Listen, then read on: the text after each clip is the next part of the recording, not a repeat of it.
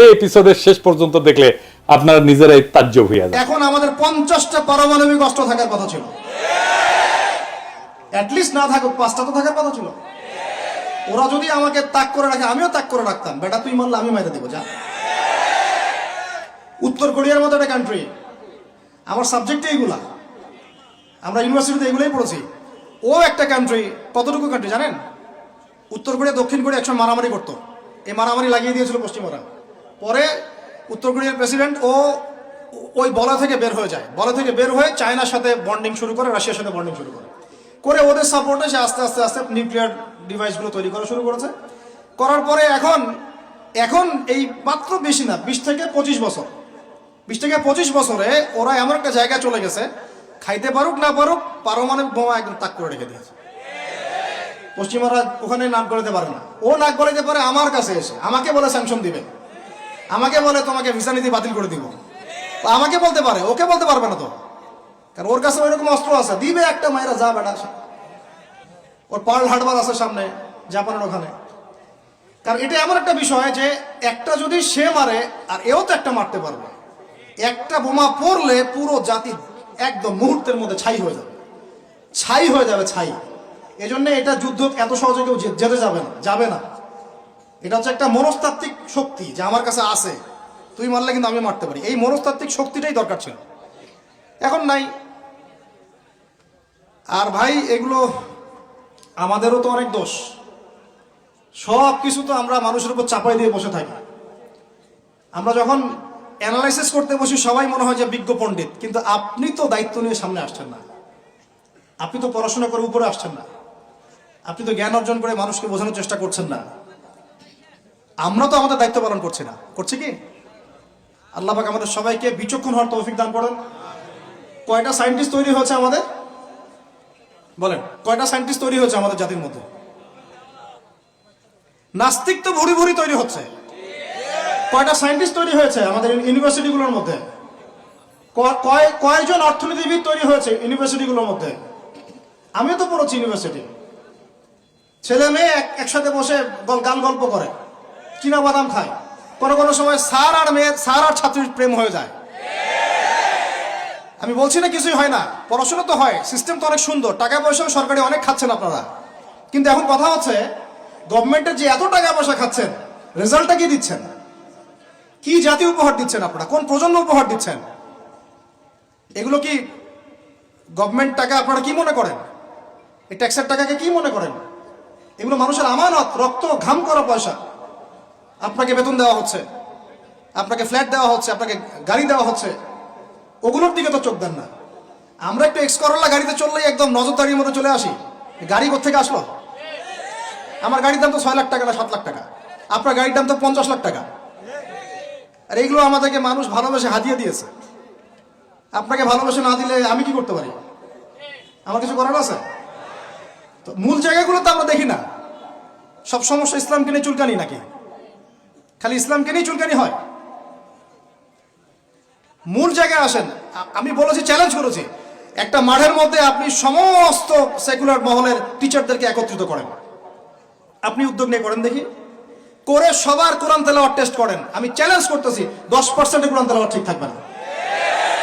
তাদের হাতে আপনি একটা জাতি করতেছেন, তাহলে শিক্ষা তো এই অবস্থা হবেই। বাংলা তো আপনাকে শিখাবে, আর কি শিখাবে? ইসলাম এবং জেনারেল শিক্ষা, ইসলামী শিক্ষা, এইটাকে সমন্বয় করাটা এখন সময়ের দাবি হয়ে গেছে। এই দুটোকে সমন্বয় না করতে পারলে আল্লাহর কসম এই জাতিকে বাঁচাতে পারবেন না আপনি। এখন টিকটক দেখতেছেন, সামনে কোন টক আসবে আল্লাহ ভালো জানে, আল্লাহ ভালো জানে। এখানে আপনার ঘরেও তো দেখবেন যে একটা অপদার্থ পয়দা হয়ে গেল। কত এরকম ছেলে তার বাবা মাকে বৃদ্ধাশ্রমে পাঠিয়ে দিল, সন্তানের হাতে মা খুন হলো। এই তো কয়দিন আগে এক পুলিশ অফিসার খুন হয়েছিল এক সন্তানের হাতে, মনে নাই আপনাদের এগুলা? তাহলে আমরাই তো আমাদের ঘরে সাপ তৈরি করতেছি। ভাববেন না যে এগুলোর ফলে শুধু সমাজে একটা প্রভাব বিস্তার হবে, আমার ঘরে কিছু হবে না, কখনো নয়। আমিও এফেক্টেড হব, আমার ঘরেও আসবে।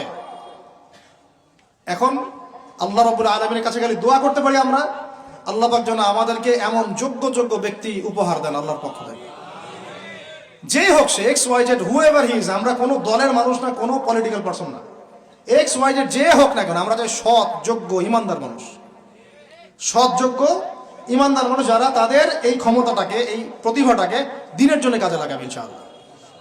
এরকম মানুষ চান না আপনারা? এটা দোয়া করতে হয়, আল্লাহ যেন কবুল করেন, আমিন। আর আমাদেরকেও হতে হবে আনুগত্যশীল, এবং আমরা শান্তিপূর্ণ কোনো পরিবেশের মধ্যে বিদ্রোহ করতে যাব না। কারণ এগুলো করলে রাষ্ট্রের আরো ক্ষতি হয়, উপকারের চেয়ে কি হয়, ক্ষতি বেশি হয়। আমরা দোয়া করব, চেষ্টা চালাবো, আল্লাহ রাব্বুল আলামিনের কাছে মুজাহাদা চালিয়ে যাব, এবং আমরা গঠনমূলক সমালোচনার মধ্য দিয়ে আমরা তাদের কাজের পজিটিভ নেগেটিভ বিষয়গুলো উপস্থাপন করতে পারি। এরপর যদি তারা দাওয়াত কবুল না করে, তাদের কবর তাদের, আপনার আমার কবর আমাদের, লাকুম দীনুকুম ওয়ালিয়া দীন। ব্যাস, এটা আমাদের দায়িত্ব। এখন আমার কথাটা আমি গুছিয়ে নিব, কনক্লুশনের দিকে একটু আমার দিকে মনোযোগ দেন। পুরো বিশ্বের প্রেক্ষাপটটা এখন আমাদের অনুকূলে না। আমার সাথে বলেন তো, কি বললাম? পুরো বিশ্বের প্রেক্ষাপটটা আমাদের অনুকূলে না। বিশ্বের বড় বড় সেক্টরগুলো, মনে রাখবেন, বড় বড় সেক্টরগুলো হচ্ছে: 1 রাজনীতি, 2 ভূ রাজনীতি, 3 অর্থনীতি, 4 সংস্কৃতি, 5 শিক্ষা, এবং 6 প্রযুক্তি। কটা বললাম? 6। এই প্রতিটা বিষয় এখন আমরা নিয়ন্ত্রণ করি না। এটাই বাস্তব, এটাই সত্য। কারা নিয়ন্ত্রণ করে? ইসলামের দুশমনরা করে, ইসলামের দুশমনরা করে। তো এরা হচ্ছে এই বিষয়গুলো নিয়ন্ত্রণ করে, প্রতিটা বিষয়, প্রত্যেকটা বিষয়, ব্যাংকিং সিস্টেম থেকে শুরু করে পলিটিক্যাল অ্যাফেয়ার্স, এভরিথিং। আমাদের হাতে কিছু নাই, কিন্তু আমরা বললাম যে ফিউচারে ঈসা আলাইহিস সালাম আসবেন এবং এটা কায়েম করবেন। এই তো কনক্লুশন। তাহলে মাঝখানে যে সময়টা বাকি আছে, এই সময়টাতে কাদের হাতে বা কোন বৈশিষ্ট্য ধারণ করতে পারলে আমাদের হাতে ওই বিজয়টা হবে? এই তো প্রশ্ন, না? এই না বিষয়টা? লাস্ট 100 বছর থেকে ওরা এই মিশনে হাঁটতে হাঁটতে হাঁটতে মোটামুটি এখন 70-80% জায়গায় কিন্তু দখল করে ফেলে নাই? ওইটা আরেকটা ইস্যু। এখন মূল কথায় আসেন। তাহলে আমরা ফিউচারটাও জানি, বর্তমানটাও বুঝতে পারছি। মাঝখানে একটা প্রজন্ম দরকার। আমরা যদি আল্লাহর কবুলিয়ত পাই, হয়তো আমরা যদি এই সময়টা পেয়ে যাই। যদি আমরা না পাই, আমাদের ফিউচার জেনারেশন, যদি তারা না পায়, তাদের ফিউচার জেনারেশন, এভাবে হয়তো চলতে থাকবে।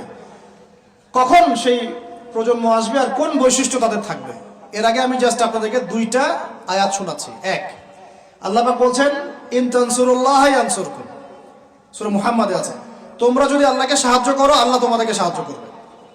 আমার সাথে বলেন, তোমরা যদি আল্লাহকে সাহায্য করো, আল্লাহ তোমাদেরকে সাহায্য করবে। মানে আল্লাহর কি সাহায্যের দরকার আছে? তোমরা আল্লাহকে সাহায্য করো বলতে, তোমরা যদি আল্লাহর দ্বীনকে সাহায্য করো, তোমরা যদি আল্লাহর দ্বীনকে সাহায্য করো, আল্লাহ তোমাদেরকে সাহায্য করবেন। ওয়া ইউসাব্বিত আকদামাকুম, তোমাদের পা আল্লাহ পাক শক্ত করে দিবেন ইনশাআল্লাহ।